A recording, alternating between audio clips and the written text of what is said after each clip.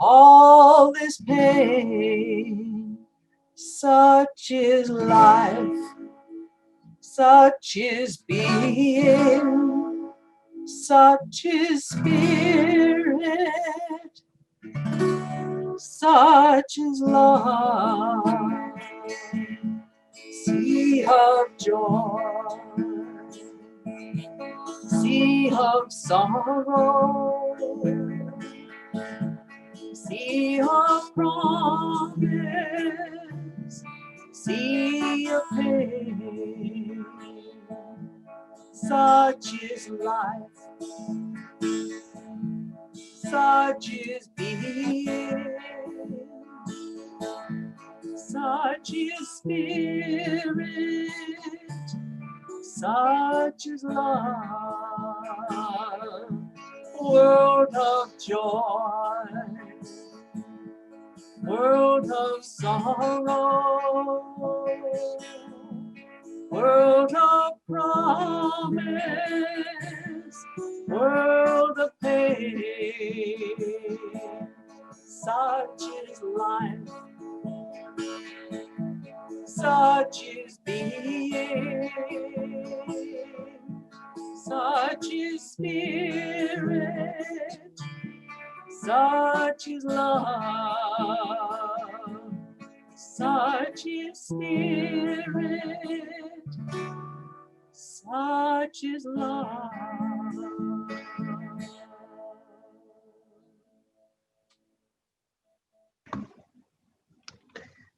Thank you, Candy. That was really beautiful. That was a beautiful way to start the service.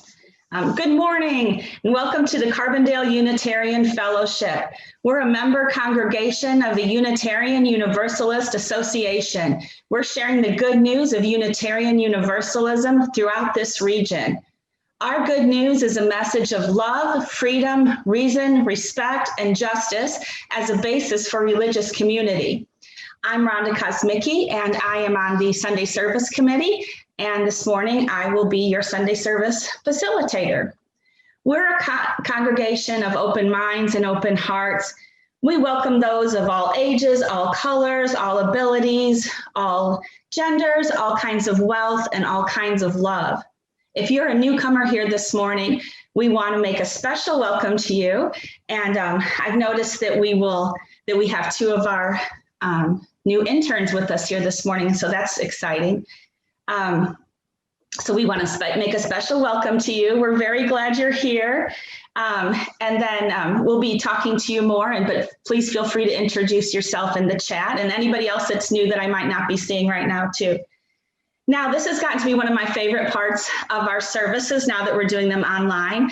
So if everyone would please go to the upper right corner and select in the view, select gallery view, and then we can just all take a moment to wave at each other.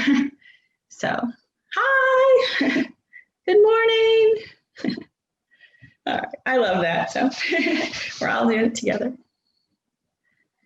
All right. So we'll go on. All right. So October, our theme is reflecting on what it means to be a people of deep listening. And there will be themes of listening throughout this service. Last week, we heard about the doctrine of discovery and how it has shaped our understanding of history and the lives around us, including at John A. Logan College and at the Pulaski County Detention Center, just to name a few. But today we will listen to our four Unitarian Universalist intern ministers who will be working with us. This year, the interns were not able to do their usual intern in-person experience. And so instead, they're working together to distance intern and they're going to be teaching or working with, I believe, 4 congregations. I've seen 4, but I think it's 4. And so we're one of those lucky congregations. And so, and this is a really exciting time for us because this is our first experience of being a teaching congregation in nearly 10 years. I think a lot of you probably remember Paul Oakley, and that was a really great experience for our fellowship to have him with us. And so, so it's kind of exciting. And So we will get a glimpse of the future religious professionals who will take their experience of learning and working with us into their future ministries. So today we will listen and watch. There will be 5 different videos that they have done for us and that we'll be using in this service. And the interns' names are Dee Evans, Corey Lovell, Matthew Villarreal, and Sabrina Trupia. And I hope I've said those names right. And Sabrina and Dee, I believe, are here today. Okay, so stay on afterwards at the coffee hour. They'll be here at the coffee hour, and so stay on to meet them. So let's begin with our chalice lighting, which is a symbol of our Unitarian Universalist faith.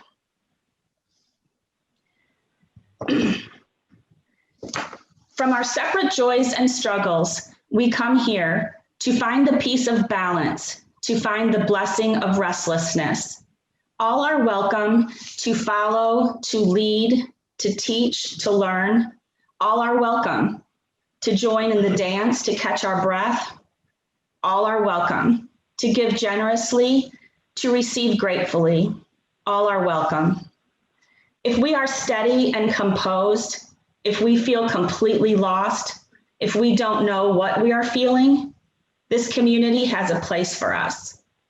Here we matter, and here we are loved.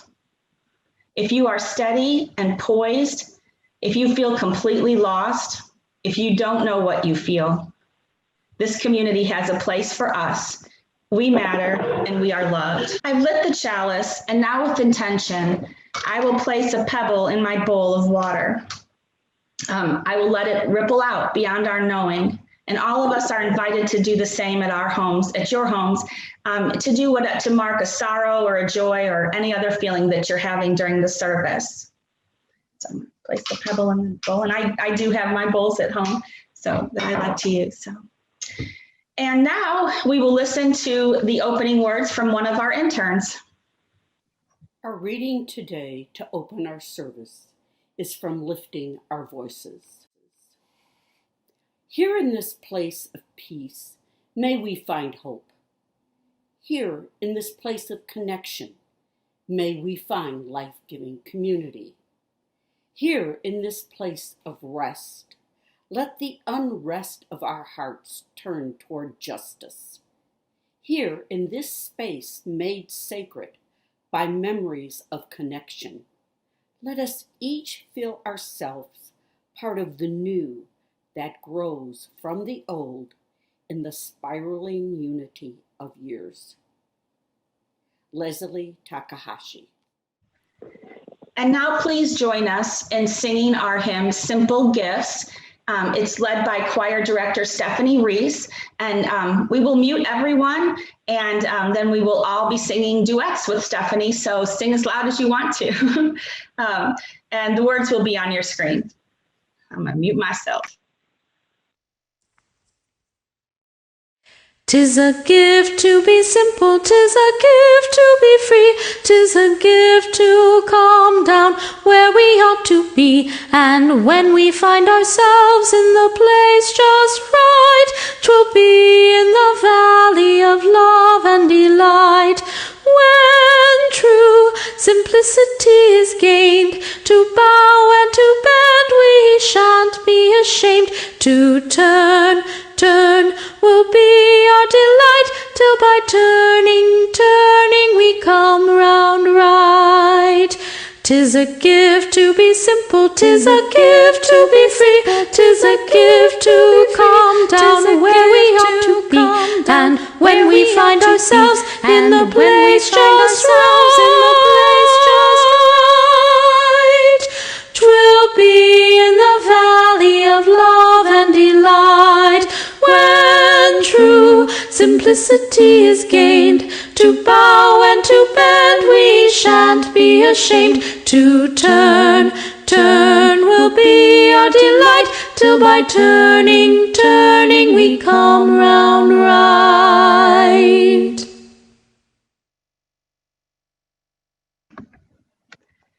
And now we'll have our first reading from one of our interns.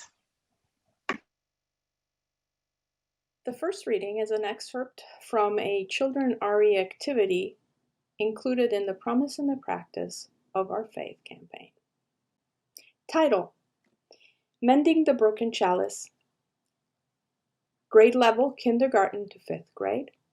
Objectives: introduce the term white supremacy as it relates to Unitarian Universalist culture, past and present.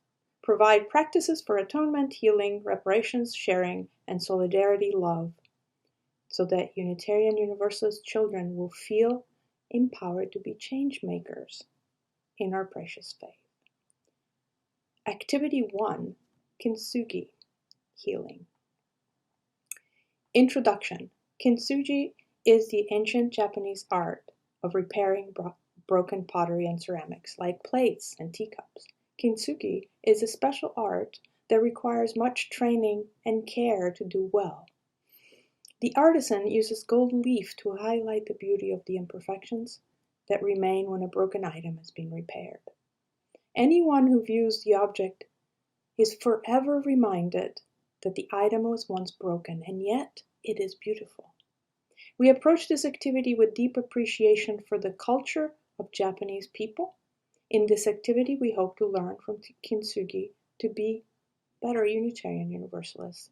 As Unitarian Universalists, we don't hide that we have made mistakes in our relationship. We repair our mistakes with love and with our covenant.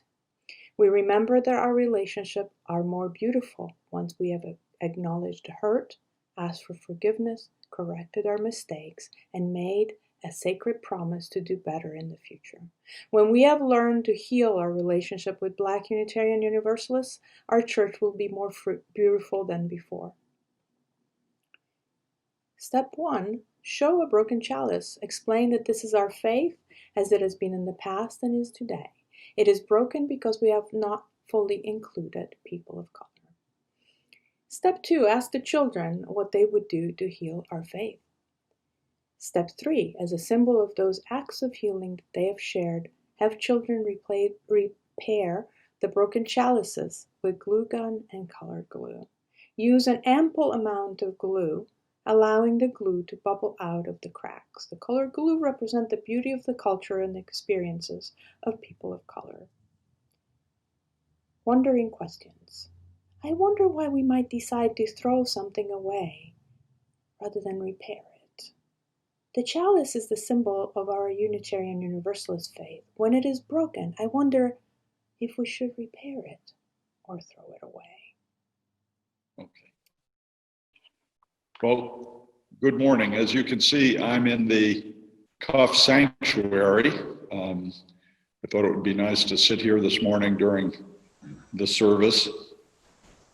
This is the time in our service when we share joys and sorrows in fellowship. It's a time for personal to talk about, for those who want to, personal milestones, moments of emotional and spiritual significance, joys, accomplishments, also sorrows and concerns. And of course, some of us do come today with deep sorrows, concerns, and for those who would like to share them openly, you're welcome to do so now. Just unmute yourself, be sure to state your name, and go ahead and speak. And we'll try to, I think, beyond gallery view, perhaps to look for people who are raising their hands. So if anyone has a sorrow or concern that they'd like to share, you can do so now.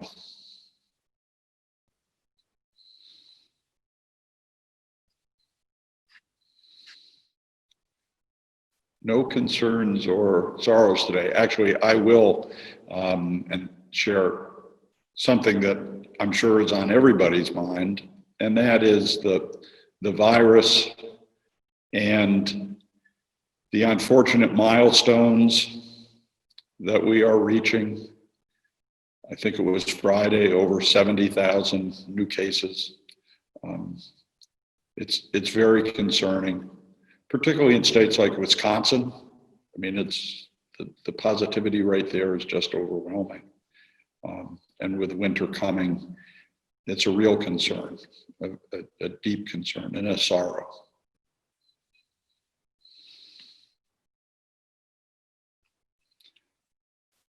Well, at the same time that we have concerns, sorrows, grief, we also have, yes. Sage has her hand up. I was going to share. Oh, okay. I don't know if this is a sorrow or if this is just weighing on my mind. This big show of force, for lack of a better way to put it, yesterday that rode through Carbondale, and it's just, I don't know, it's just got me feeling just afraid and anxious for the future.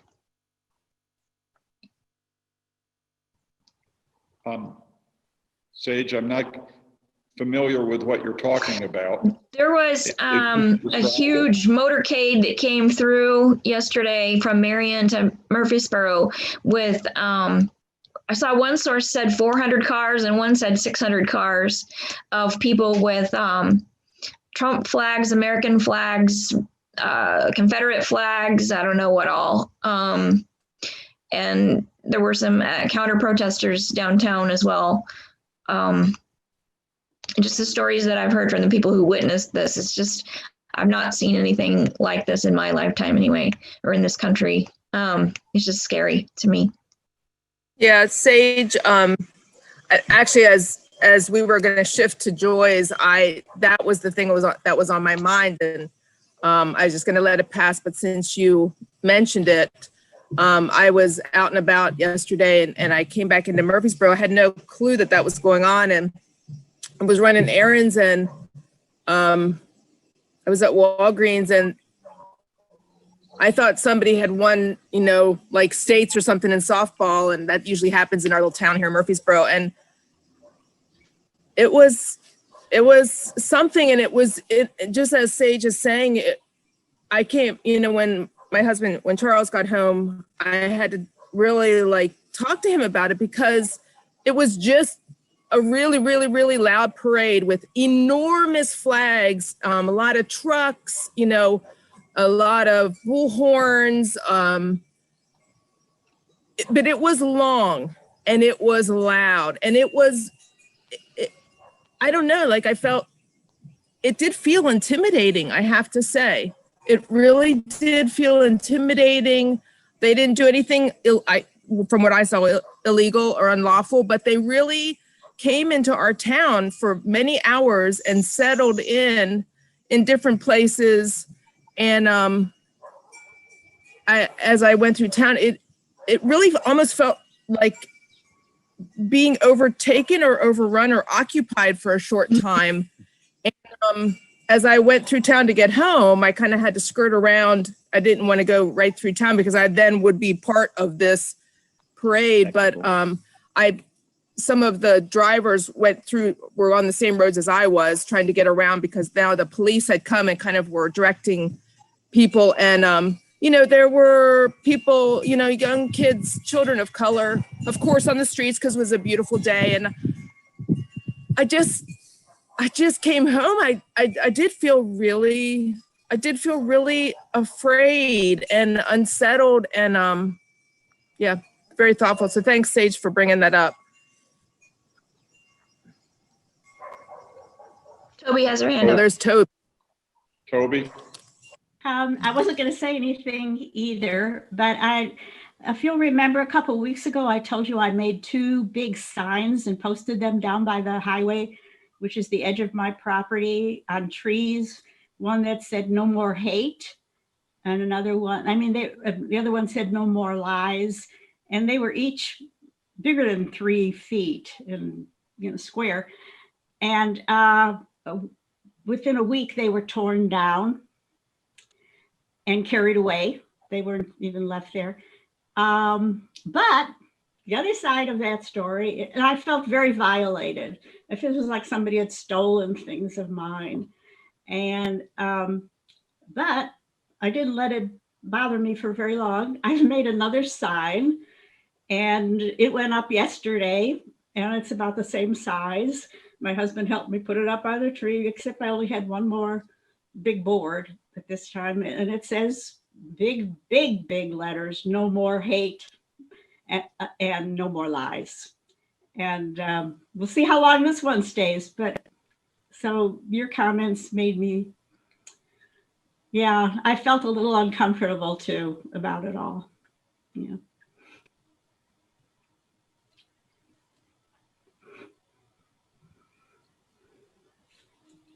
Anyone else have a concern? Those are significant concerns, aren't they? Other concerns that they'd like to share? TK, did I see your hand up a minute ago? Yeah, I was gonna say that yesterday in the morning when we drove from our house to the downtown Marion post office, we passed I think it's the high school parking lot, what looked like a homecoming parade getting set up.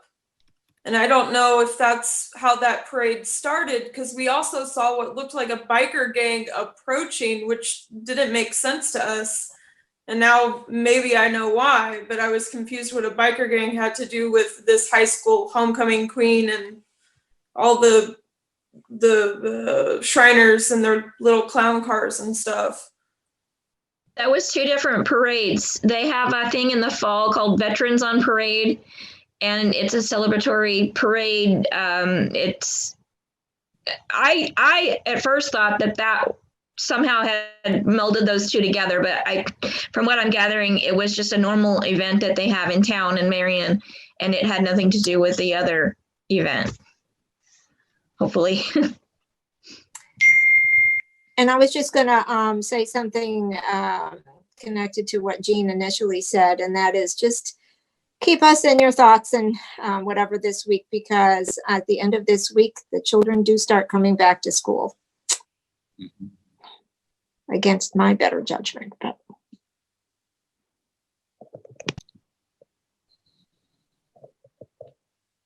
Anyone else?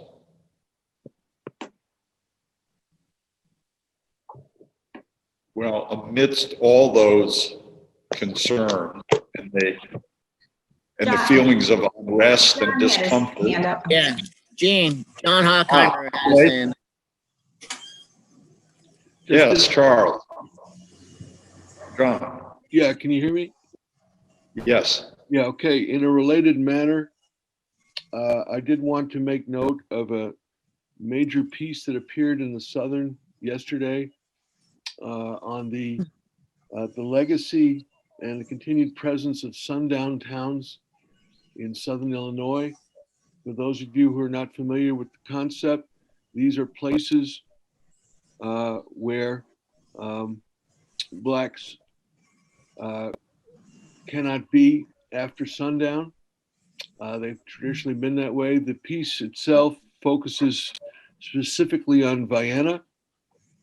It does make mention of Anna without mentioning what the significance of the name is. But it seems to me that the two issues dovetail, unfortunately. It is in the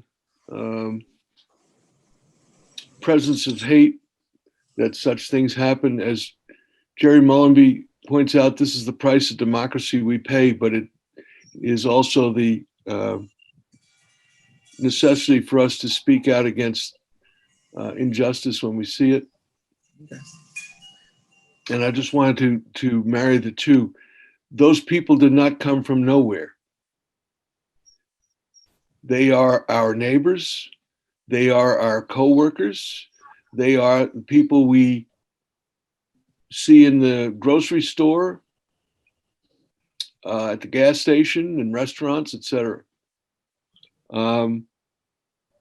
It's important to remain vigilant, but also to acknowledge to each other publicly as a means of support. One of the sad things is that such demonstrations can isolate people, think, my God, am I the only one who sees this and think this is wrong?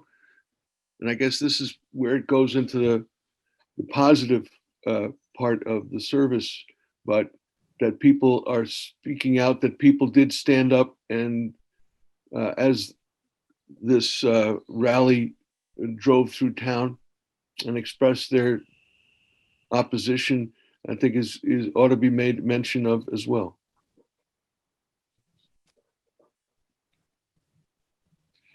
I don't know if everyone has had a chance to look at the article that John mentioned in yesterday's Southern. If you haven't read it, I recommend that you read it. It's a Associated Press article, so it was generated by. It's not I don't think they're local reporters. And an incredible feature in the story is a discussion of an incident in 1954 in Vienna where the entire Black community in Vienna, the entire community was burned to the ground. And some 50 plus Black residents were left the community following an incident.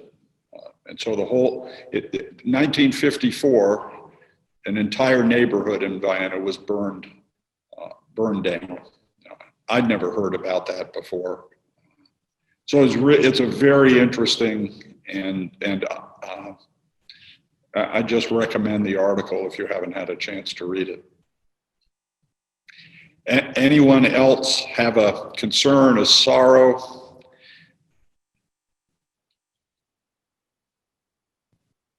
How about joys?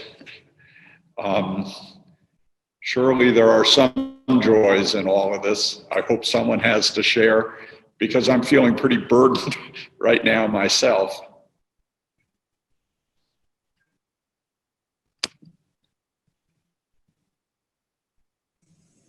Go ahead, TK.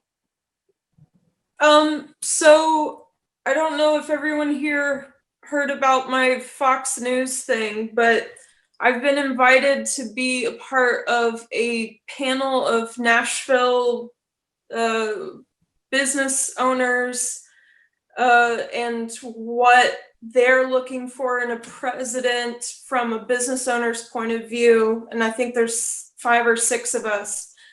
I wasn't sure if I was going to do it because they were going to do it inside without masks. They've told me they're now doing it outside, so I'm pretty sure I'm participating now. And I'm excited but nervous because now I have to study and pretend like I'm some expert, and I'm not. But hopefully it'll be good. Okay, go ahead. All right, I'm going to talk. Gene, I want everybody to know, I think Friday night late, I got an email from the Illinois Clean Energy Fund Foundation that our little grant of like $100 has been afforded us or funded us for our starting prairie. So we will be putting in our prairie in the next month or two through the winter. And thanks to all the people who told me about Robert Rothrock and the magic that he can do, because he's going to help us with this, as will our local NRCS lady, Margaret Anderson. Some of you might know her, and Jesse Riekman. Oh, cool. So good news on that account. That's great. And there's a piece in the weekend paper about Rothrock and his their work in prairie restoration. Anyone else with a joy to share? Go ahead, Jerry. On on the other side of the building, we finally got the fence painted, so that the repairs and the door, the gate swings freely now. So that is back to the way it. Well, it's not back to the way it was. It takes an awful lot of beating from that sun there, but it's now painted and it looks nice. And that's the color of the paint that eventually will be the whole building will be repainted, and probably it won't be this fall. So it's looking better. Everything's looking better at the fellowship. Yeah, I believe Tabitha Ayers power washed a good portion of the exterior of the building. It is looking really good.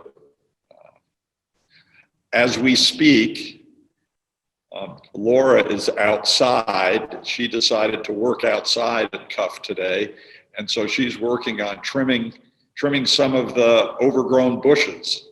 And she's been working for 2 hours so far this morning on that. So a lot of good things happening to the grounds and to the building here. Anyone else?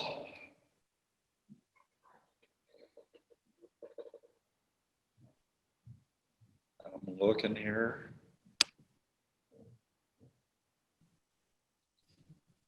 Hey, Gene, my hat's off to everybody that responded to Joni's happy birthday to me yesterday. I love you all. I mean, like 30 people on here said something nice. So love you all. I feel like Jimmy Stewart at the end of It's a Wonderful Life. So thank you all.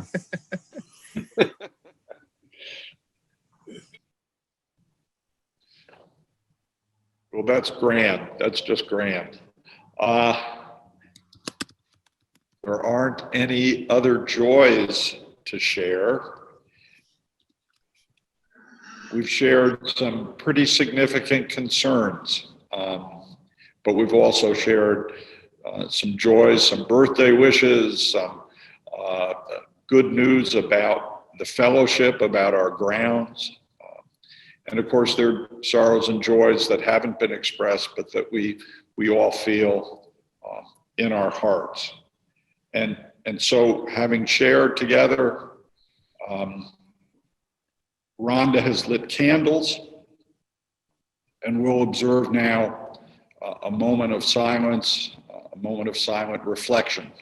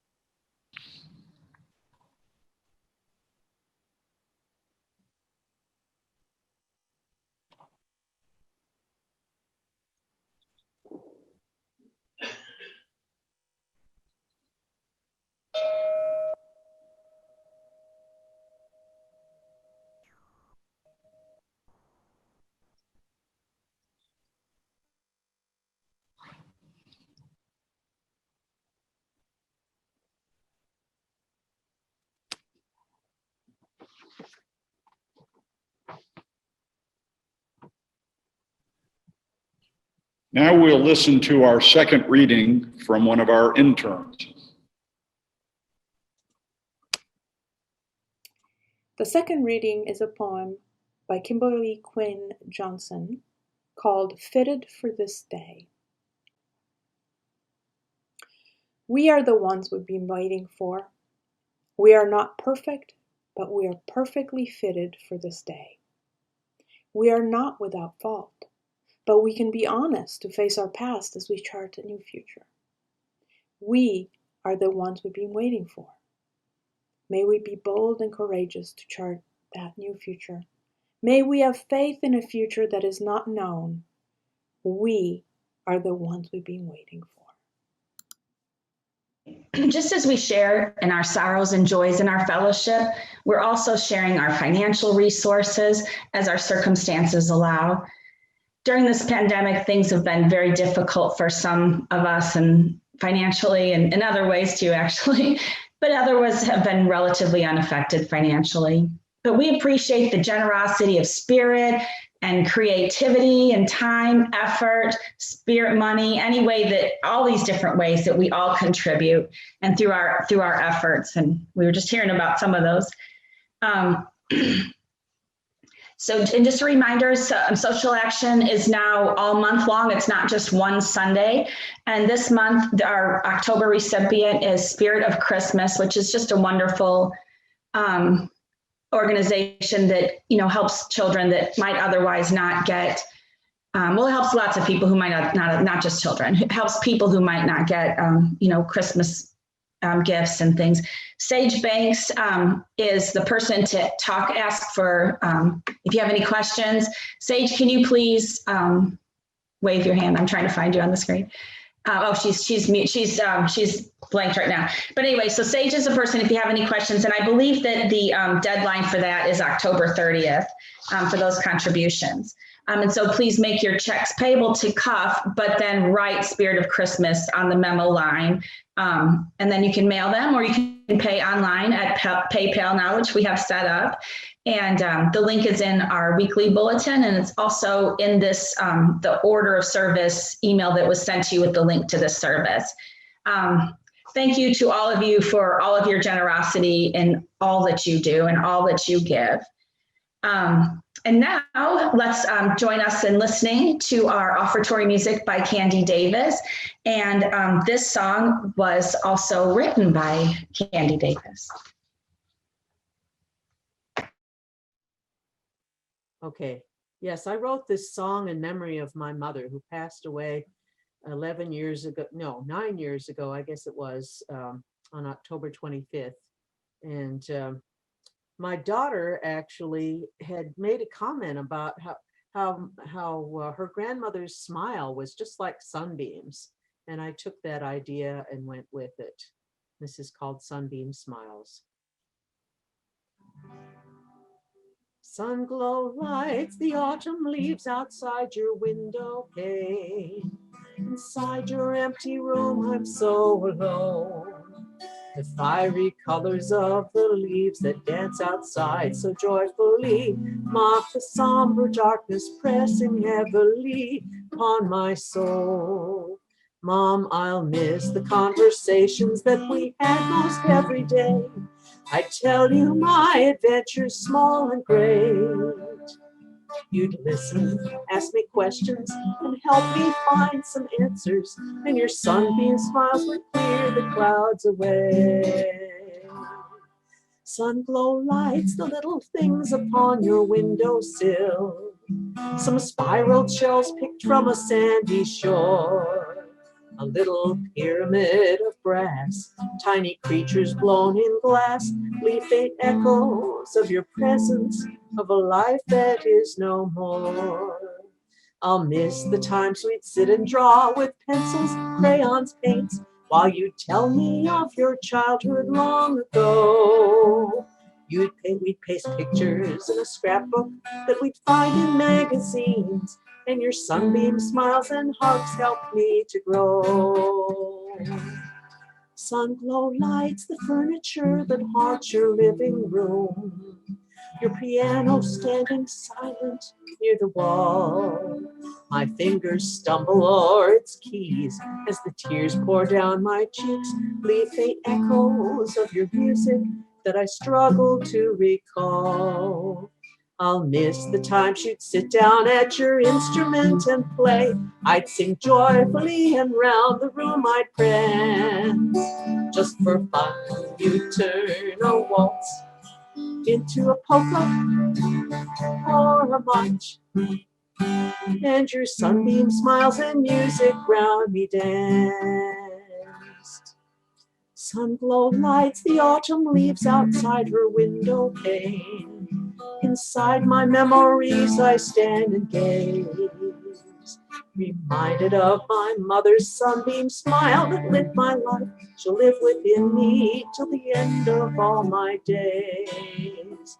She'll live within me till the end of all my days.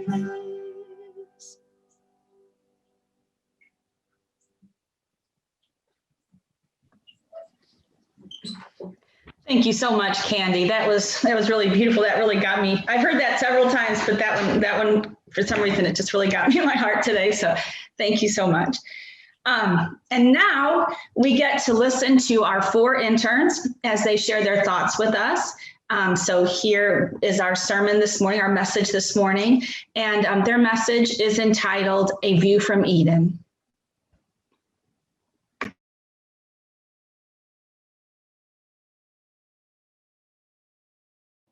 Unitarian Universalism saves lives. That statement has been repeated many times. It has been written many times. The meaning of it has been explored in many ways. Like many of you, when I entered my first Unitarian church, I was burnt out.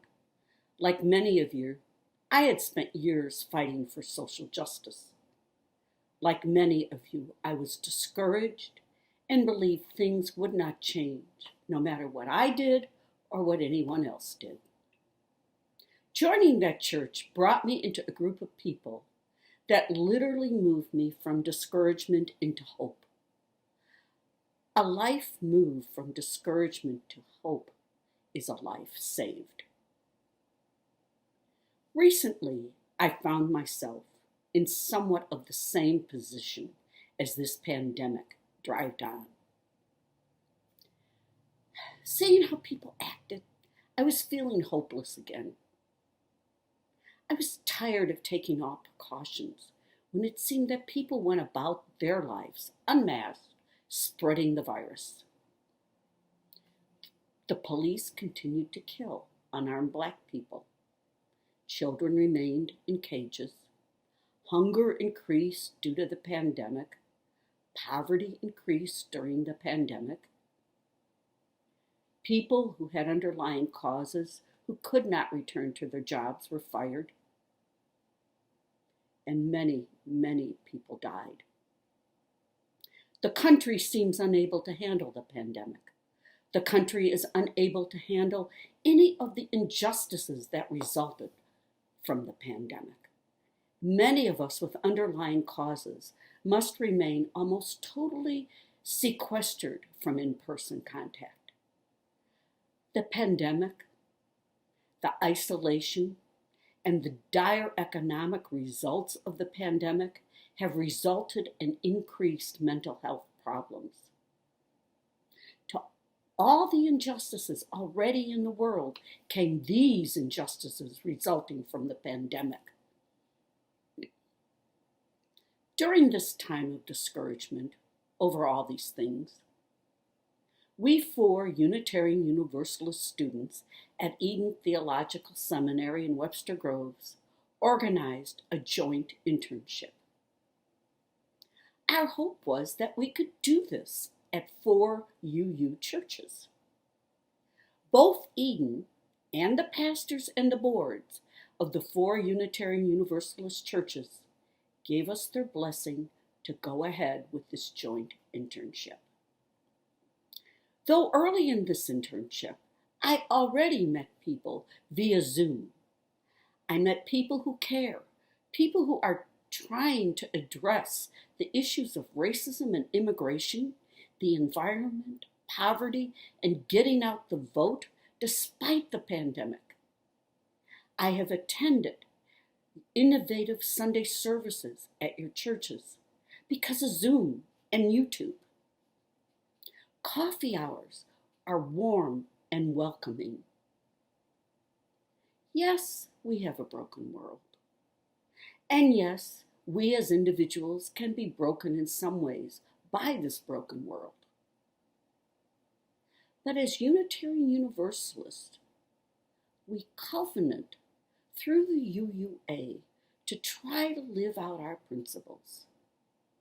We covenant with our congregations to support one another in this endeavor of living out our principles.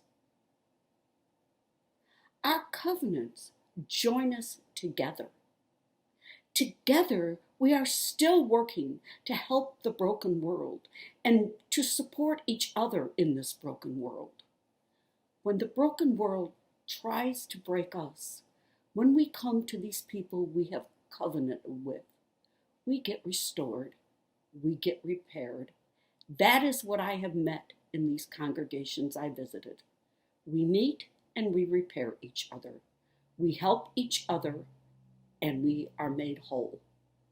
Like the repair of the broken Japanese pottery in the reading today, Universalists and Unitarians and Unitarian Universalists are stronger together.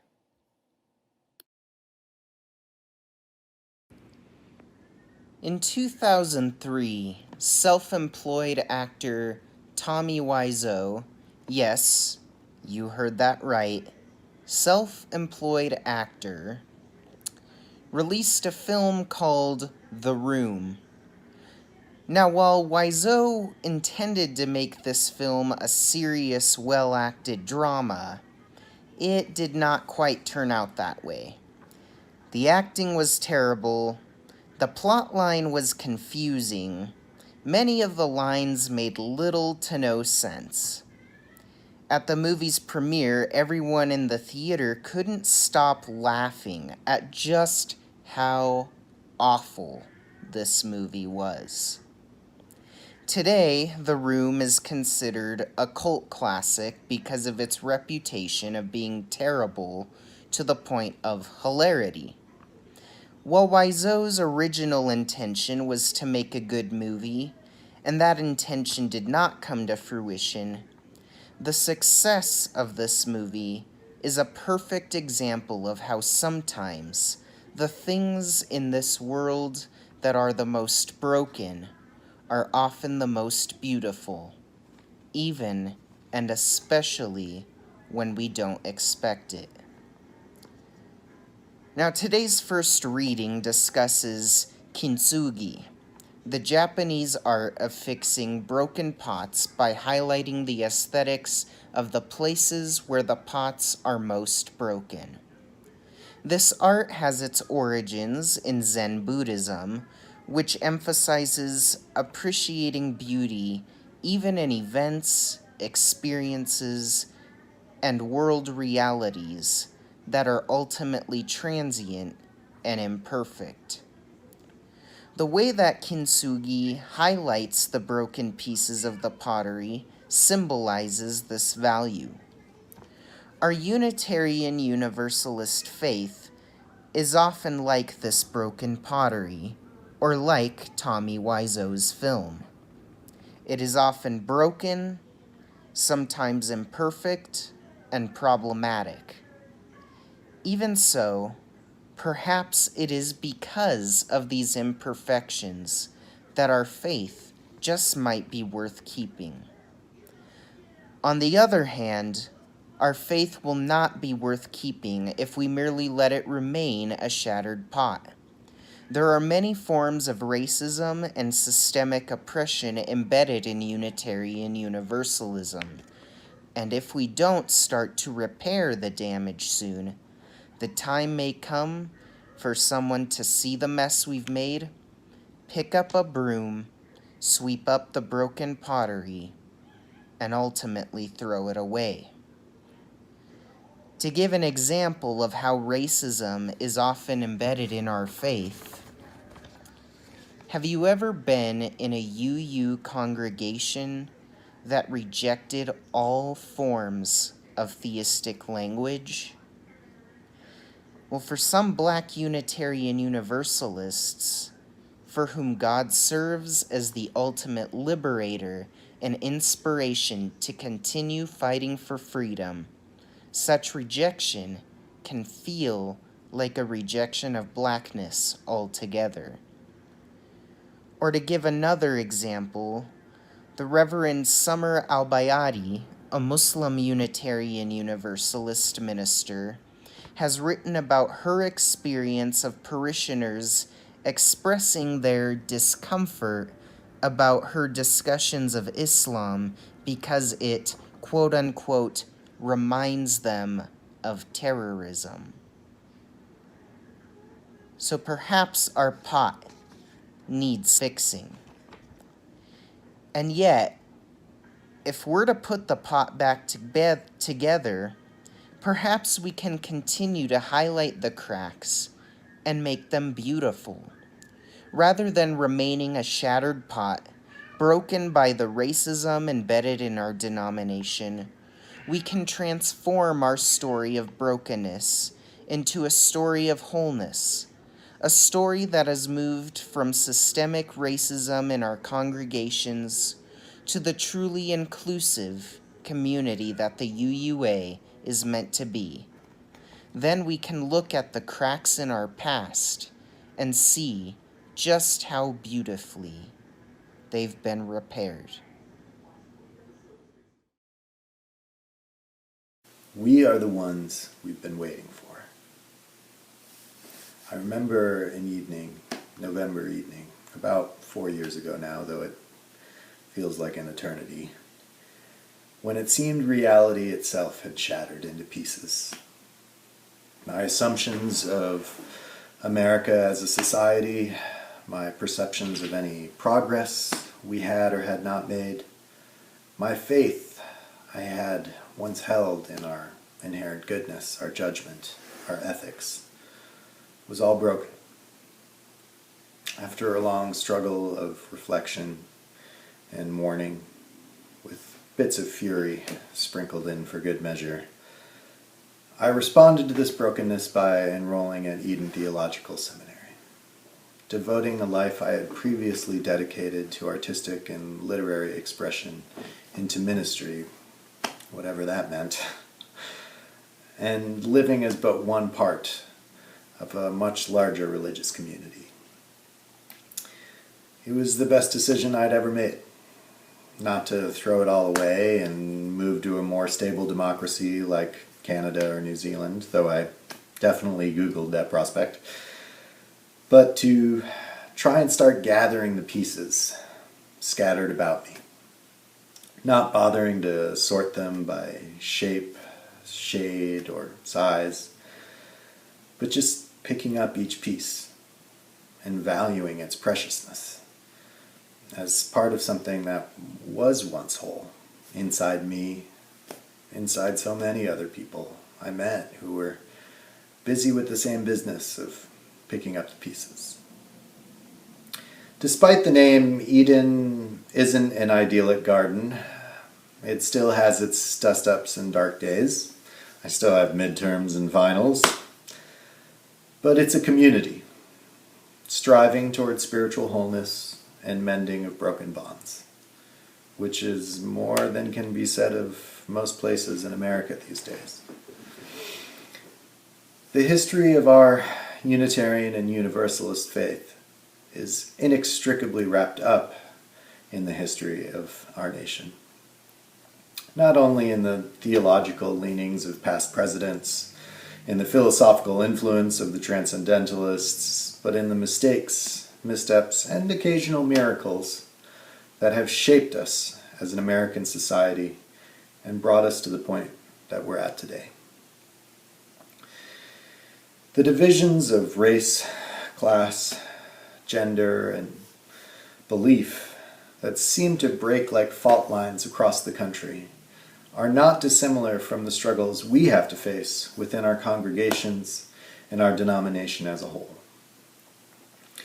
If this historical pairing of America and Unitarian Universalism holds true, then what does that mean for us right now? When every day the headlines flash, the shots are fired, the tweets are sent, it seems the pieces of our communities are not just being broken, but ground down into a fine powder. How will we ever repair this unity? Who will come along to save us? We are the ones that we have been waiting for. No new special counsel investigation can do it. No new Supreme Court justice. No new piece of legislation. No new minister. No new president. We are the ones that we have been waiting for. Because disposing of something broken and getting something shiny and new is yet another American myth destined to be shattered. Another notion of an unsustainable, single-use culture that in order to save our planet, we must disavow ourselves of. If we want to change the trajectory of the American democratic experiment, we must change the trajectory of our own spiritual engagement. We're often encouraged to covet what is sleek, streamlined, and efficient, but we're not a car commercial. We're a covenanted congregation. We're all broken. We've all done some breaking. But we must look about and gather, cherish every jagged, fractured piece of ourselves and others strewn about this common ground. Yes, we must look at the actions, the systems, the laws, the indifference and injustices that have done the breaking. And often these may lead us to a feeling an immense weight of lamentation, of remorse, of grief. But we must beware of one response, and that is guilt. Guilt is not a glue, but a solvent. Guilt leads us to silly, sad, and often stupid responses. And worse, can paralyze us with inaction. We've seen plenty examples of that in America these last 4 years too. But we need not see it in our faith. We are the ones we have been waiting for. Because in our communities, we can say there is no such thing as the right fit. We bond ourselves to one another and to the divine spirit of common, creative good with the sacred glue of love. And that is how we'll make history. That is how we'll save paradise.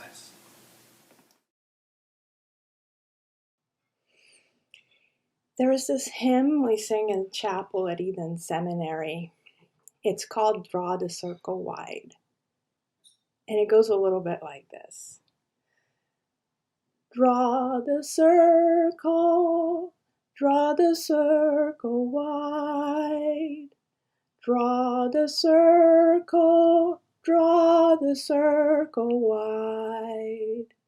No one stands alone, we'll stand side by side.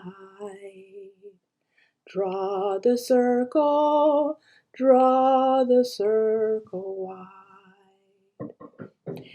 When I arrived at the metaphorical door of Unitarian Universalism, frazzled, a little nihilistic, spiritually running on empty, I was looking for a place that would be my community, that would have me and love me just as I am. I was looking for a spiritual home that would serve me always, but especially help my spirit during tough times. I did find that home, that special place of faith, and for a while I thought all was working as advertised. I mean, I did have difficult times in my personal life. I had difficult times in my spiritual path. And my faith offered refuge in this circle. Well, it turns out that I was in the circle because I have privilege.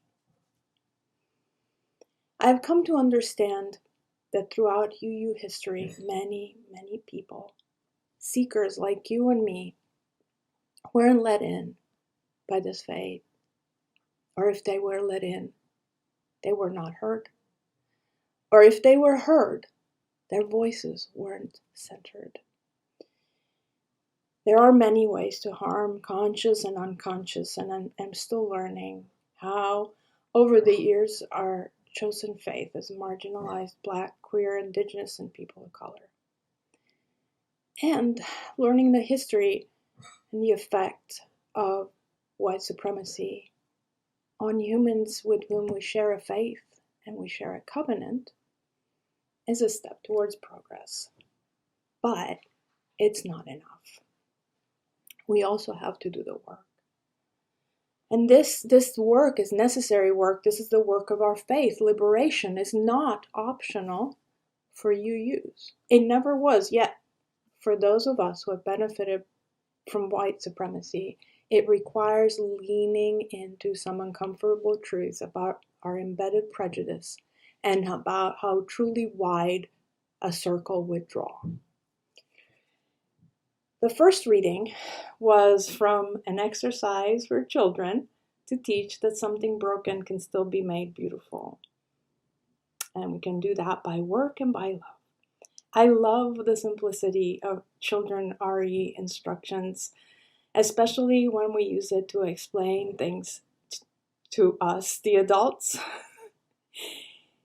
And I'm thinking about all those times in history before they joined forces in 1961 that Unitarians and Universalists, Transcendentalists and Spiritualists, Revivalists and Puritans kept crisscrossing each other's paths, all the ways that they both admired and condemned each other. And so, if we want to continue on the metaphor of the chalice as the symbol of our faith, then this chalice has been broken many times over. And it has been repaired many times over. And it has grown and become kind of a mosaic than a chalice made of just one type of material. So in this interpretation, then, we're not simply repairing the chalice. We're kind of making a new chalice every time, one that better represents our faith and one that can center our siblings who have struggled before. Reverend Teresa Soto says Unitarian Universalists believe that all of us need all of us to make it. All of us together in the seventh principle. We're all interconnected in this struggle. And in the first principle, because all of us have worth and dignity, we must love and support each other. And I also want to lift up that this work of finding our way in our faith through right relationships and reparations is happening during a pandemic when we're physically distanced, during a scary political time, during a time of environmental catastrophe, a time which makes the work we must do more relevant and urgent and harder. Can we do it? My answer to it is yes. In fact, what better time than now? But I'm not going to lie to you. Changing old patterns and making a new chalice is probably going to be hard, especially for those of us who has experienced privilege, because it involves stepping out of our comfort zone, which is so small right now. But this is the work that ultimately will liberate all of us. All of us. So the path to wholeness is always messy, but within the mess, we still have opportunities to highlight the beauty of our repaired covenants, the beauty of coming back to relationship. This is the faith we all are called into, a faith that is centered in love.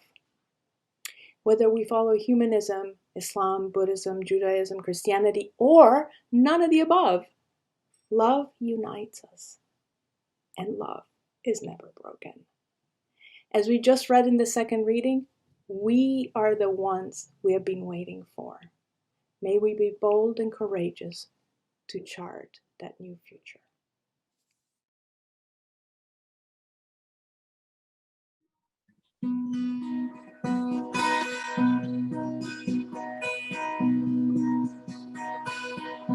There's a star in the night sky, just a tiny light.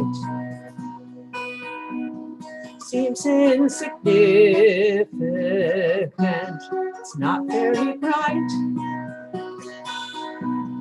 but it's the most important star in the sky.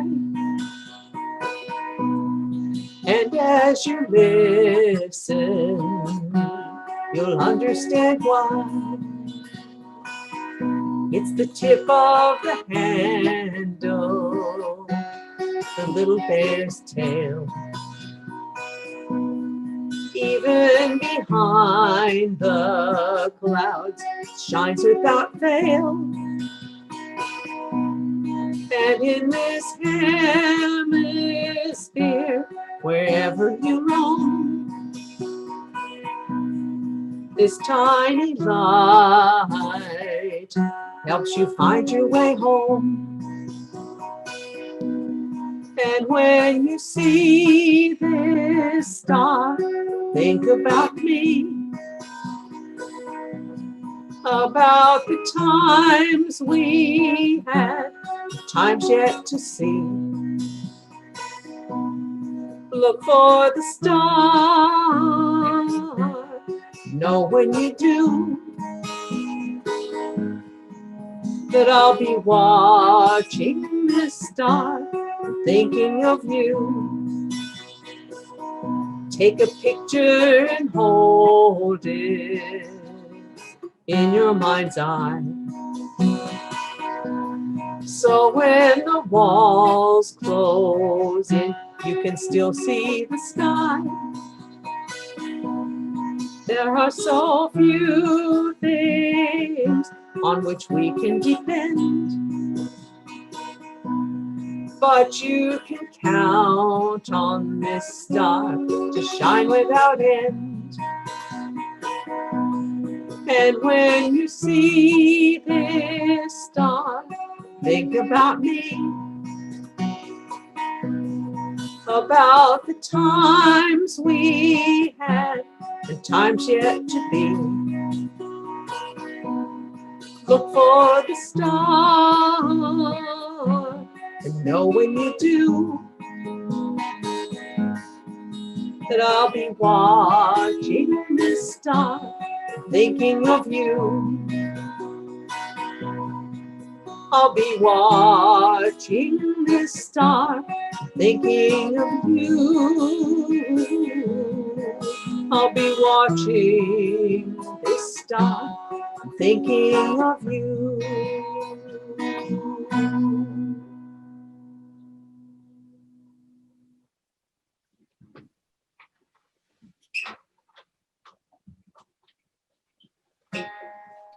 Andy, that was great. Now, just a few announcements before we close the service. First, please be sure to read the announcements that were included in the email that you received in connection with this morning's service. We want to thank Amy Weber because through her efforts, we have on our YouTube channel all of the Sunday services that we've had over the last several months. So if you need a shot of our community, our services, at any time, you should be sure to go to the Cuff YouTube channel. You can enjoy those services and hymns and all sorts of really wonderful things. Remember that we will be joined during our coffee hour this morning by two of our interns. And I hope you all will be able to stay on and join us. So let's thank our musicians from this morning, Candy and Stephanie. Thanks to our Zoom host, Amy Weber, and thanks to our four interns for the really wonderful, beautiful, inspiring messages that they each delivered this morning. And thanks to everyone who's on the service today. It's great to see faces. It's great to share with you. It makes these services so wonderful, even when we can't all be together here in the sanctuary. And again, newcomers, we're really glad that you're with us today. We ask you should stay on and join us for coffee hour and introduce yourselves. And if you have any questions or concerns, you can raise them during coffee hour, you can put them in the chat, or you can contact us at Cuff. And now we'll have our benediction.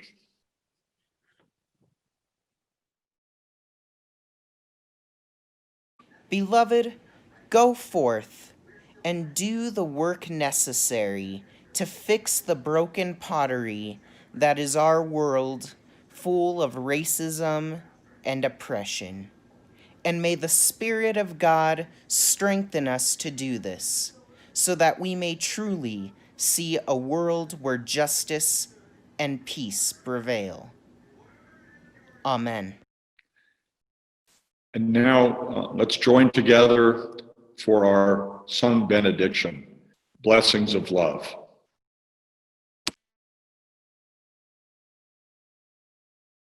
May the blessings of love rest upon you.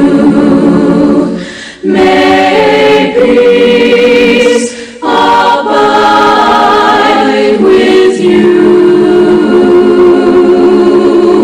May God's presence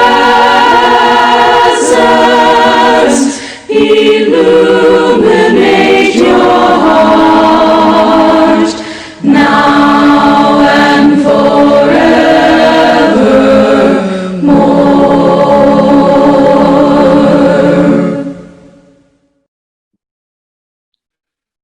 Go in peace with love for justice.